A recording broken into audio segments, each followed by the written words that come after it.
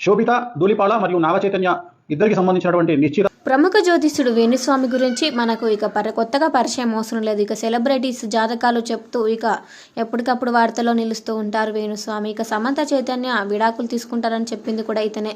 అయితే ఇప్పుడు శోభిత అండ్ చైతన్య గురించి కూడా జాతకం చెప్పారు. ఏం చెప్పారు ఏందనేది ఇప్పుడు మనం తెలుసుకుందాం. ఇక సమంతతో విడాకుల తర్వాత నాగ చైతన్య శోభితను నిన్ననే నిశ్చితార్థం చేసుకున్నారు. గురువారం ఉదయం 9:42 జరిగింది.